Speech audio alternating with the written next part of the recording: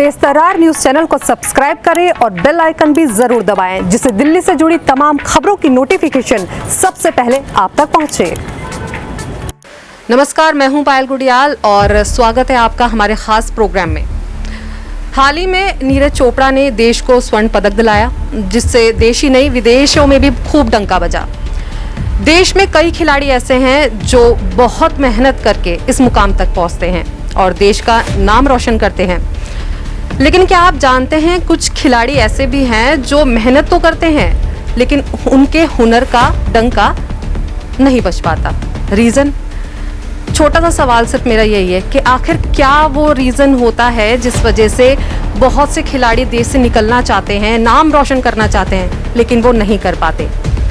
तो ऐसे ही एक हमारे साथ शख्स जुड़े हैं जिनका नाम है मोहित चौहान, और उन्होंने भी देश के लिए नेशनल इंटरनेशनल लेवल पे खेला है, लेकिन कुछ आर्थिक तंगी की वजह से वो यहाँ तक नहीं पहुँच पाए।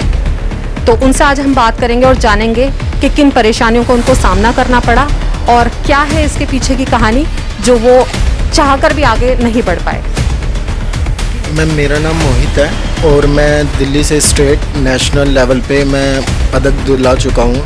तो और लास्ट टाइम 2018 में मेरा सिलेक्शन अर्जेंटीना के लिए हुआ था, तो मुझे आर्थिक मदद के कारण मैं वहाँ नहीं जा पाया। और मेरा इस बार भी 2021 में इजिप्ट के लिए सिलेक्शन हुआ है, मगर मुझे आर्थिक मदद नहीं मिल पा रही, जिसकी वजह से मैं वहाँ पे जाने में असमर्थ हो रहा हूँ। तो मतलब अगर जैसे कि अगर आप नहीं वहाँ पर ले पाए, फाइनल में नहीं जा पाए, तो आपने गवर्नमेंट से कोई सहायता की मांग नहीं की?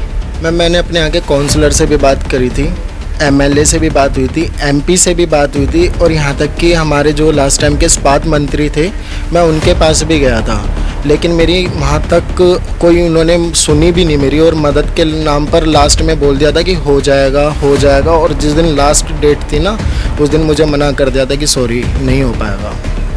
तो लास्ट डेट कब बताई थी उन्होंने? मैम, लास्ट डेट मेरी जो 20 सितंबर थी 2018 वाली, ठीक है। तो उस टाइम उन्होंने लास्ट डेट में मुझे बोल दिया था कि मोहित शाम तक आपका फ़ंड जो है आ जाएगा और आप अपना कलेक्ट करा देना। मैं कहा ठीक है। तो लास्ट में मुझे बोला गया कि शाम को इवनिंग में मैंने उनसे पूछा कि सर मेरा फ़ंड आप, तो उन्होंने कहा सॉरी आपका ना कोई फ़ंड नहीं आया पीछे से, तो हम इसमें आपकी कोई मदद नहीं कर सकते। अच्छा, तो यानी आश्वासन दे रहे हैं लेकिन मदद नहीं कर रहे। ठीक है। इसके अलावा अगर मैं बात करना चाहूँ कि आप कितने साल से खेल रहे हैं, तो इस पर क्या कहना है? मैं 2014 से खेल रहा हूँ और मैंने 2015 में नेशनल खेला था। उसके बाद फिर मैं कंटिन्यू इसको खेल रहा था। 2016 में मेरे कुछ इंजरी पीरियड हो गया था, तो मुझे 1 साल का गैप लेना पड़ा और उसके बाद अब मैं कंटिन्यू हूँ जब से।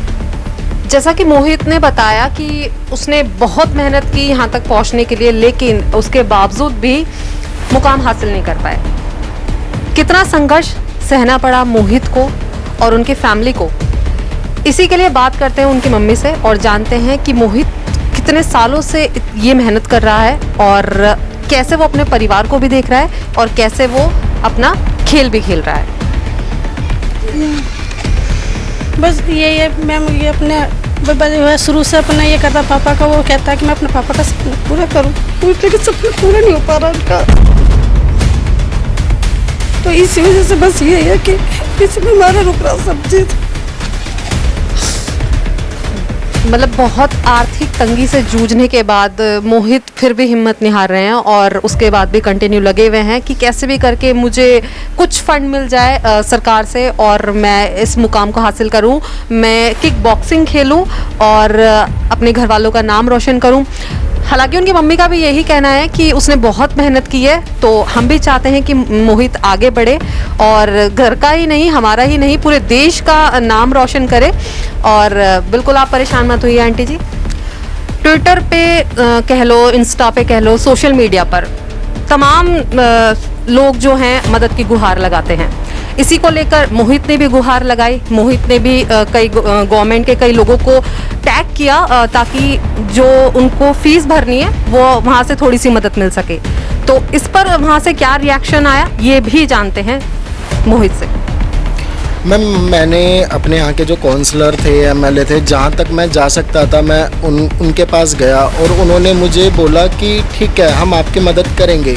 और उन्होंने ज़्यादातर मेरे को भगाया इधर उधर कि आप वहाँ चले जाओ, मैंने फ़ोन पे बात कर ली है, आप वहाँ पे चले जाओ, मैंने फ़ोन पे बात कर ली है, और आप जाओ वहाँ काम हो जाएगा। लेकिन मैं वहाँ जाता था, या तो वो मुझे मिलते ही नहीं थे जिनके पास वो मुझे भेजते थे, या फिर जब मिलते थे तो उनका पीए मिलता था और उनका पीए बोल देते थे कि आप अपनी फ़ाइल रख जाओ, मेरे पास फ़ोन आ गया है, हम आपको बता देंगे।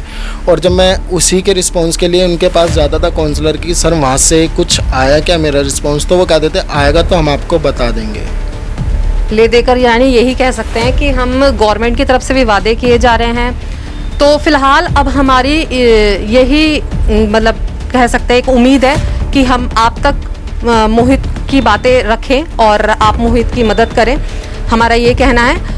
और ट्विटर पर आप देखना मोहित चौहान,